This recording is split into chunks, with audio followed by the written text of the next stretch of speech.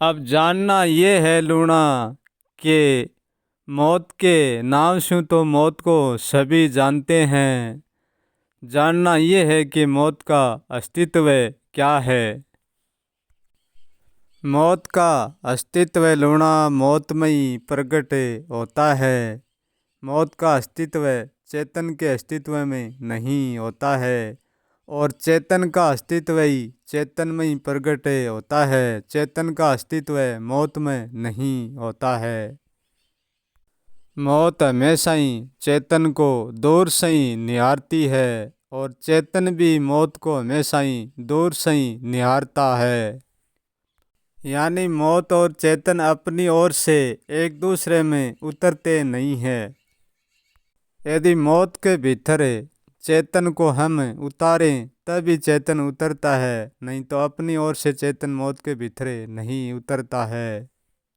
ऐसे ही मौत को हम चेतन के भीतर उतारते हैं तभी मौत चेतन के भीतर उतरती है अपने ओर से, अन्यथा मौत भी नहीं उतरती है।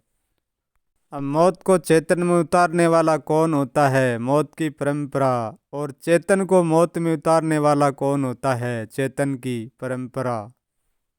चेतन की परंपरा, मौत की परंपरा का अर्थ है मेरा मानना और मेरा होना। जो चेतन की परंपरा है वही मौत की परंपरा है। क्योंकि चेतन मौत को मेरा मानता है, ऐसे ही मौत भी चेतन को अपना मानती है। मौत का सारा अस्तित्व जोड़ है और चेतन का सारा अस्तित्व बेजोड़ है। मौत का मूल अस्तित्व धरती है। धरती और मौत और माता, ये तीनों एक ही सिक्के का पहलू है, एक ही चीज है। मौत ही है पूरे जहान की जननी। मौत की गोद से दो तत्व प्रकट होते हैं, एक तो जल तत्व और दूसरा अग्नि तत्व। और इन तीनों तत्व से मौत साथ मिल जाती है, अपने दोनों तत्व से जड़ और अग्नि से मिलकर इस शरीर का निर्माण होता है। इस दो तत्व के कारण ही इस शरीर की मरण जन्मने की परंपरा है। शरीर जिस चीज से बनता है इसी चीज से बिगड़ता है। जहाँ से उनकी शुरुआत होती है वहाँ ही उनका अंत होता है। जब मौत अपने दो तत्व को लेकर प्रकट होती है तब अपने शरीर का निर्माण करती है। जीवन और मौत की गुफा एक ही ठोड़ होती है और एक ठोड़ होकर भी अलग अलग होती है। जब मौत का जोड़ होता है तो बाहर का चेतन मौत के भीतर कभी नहीं पहुंच सकता।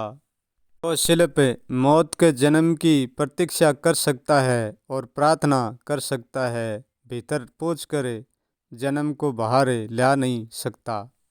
क्योंकि जन्म का बाहर आना ही मौत का बाहर आना है। जब शरीर के जोड़ में मौत लग जाती है तो अपने तीनों तत्व की व्यवस्था जुटा देती है और वह व्यवस्था बाहर के चेतन की नहीं होती है। मौत के चेतन की भीतरी मौत के भी चेतन होता है और उसी चेतन से शरीर के जोड़ की व्यवस्था बनती है। यदि उसी जोड़ में जब शरीर का जोड़ निर्मित होता हुआ हो और तब व्यवस्था में कोई कमी रह जाती है तो फिर शरीर में भी कमी रह जाती है।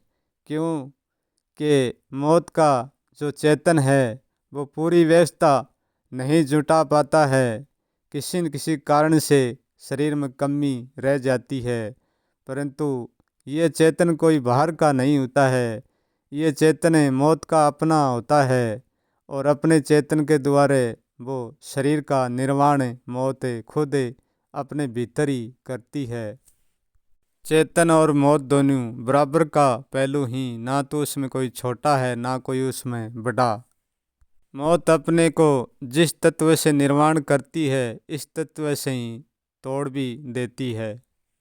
मौत के शरीर का निर्माण प्रथम पिता की गुफा से शुरू होता है। पिता की गुफा पिता का शरीर ही है। मौत का घर शरीर है और शरीर का घर मौत है। मौत का घर ही टूटता है और घर ही जुड़ता है, मौत तो त्यों की त्यों ही रहती है। जब तक मौत का घर तैयारी होकर और चेतन की दुनिया में नहीं आता है, जब तक चेतन मौत के घर पर झांक कर भी नहीं देख सकता। क्योंकि मौत की व्यवस्था मौत से ही होती है, चेतन उनमें कोई व्यवस्था नहीं जुटा सकता। जब मौत अपना घर तैयारी करके और चेतन की दुनिया में लाकर चेतन को सौंप देती है, तब चेतन उस घर को धारण कर लेता है। फिर चेतन उसी घर में जैसा भोगना है वैसा चेतन उसमें भोग लेता है। जब तक 9-10 मास गर्भ में ये शरीर रहता है तो उसमें कोई चेतन नहीं होता है। जो चेतन होता है वो मौत का ही चेतन होता है, ये बाहर का चेतन नहीं होता है। क्योंकि चेतन 9-10 मास गर्भ में कभी भी प्रवेश नहीं कर सकता। मौत एक शरीर से दूसरा शरीर लेकर बाहर आती है तो वह चेतन के बुलाव पर ही आती है, अपनी ओर से नहीं आती है। क्योंकि चेतन नित्य नई नई युक्तियों को खोजता रहता है, एक युक्तियों से राजी नहीं रहता है। इसलिए चेतन प्रत्येक दिन मौत के आगे पुकार लगाता रहता है कि मुझे प्रत्येक दिन नई युक्ति चाहिए। कि चेतन अपने दो तत्व से तिरपत नहीं हो सकता।